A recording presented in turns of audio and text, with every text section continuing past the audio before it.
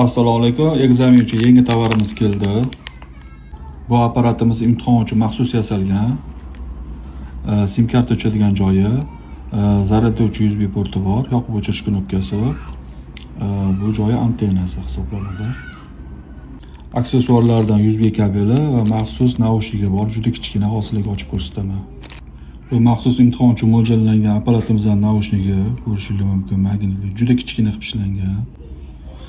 Bu naushnikni quloqning ichiga sovuriladi. O'zini magniti orqali chiqarib olsa bo'ladi. Hozirlik ko'rsatib beraman.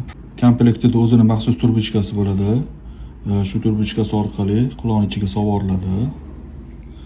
Quloqqa joylashgandan keyin o'zini mana magnitli moslama bor. Shuni yaqinlashtirsam tortib oladi. Bu apparatimizda ikkita naushnigi bor. Ikkita quloqqa solib bemalol eshitsangiz bo'ladi. Bu maxsus apparatimizdan bu joyiga SIM karta qo'yamiz. Bu knopkasini bu chetga surganimizda avtomatik yoqiladi. Bunga telefon qilinganda avtomatik bu ko'taradi. Bemalol ovozlarni eshitsangiz bo'ladi.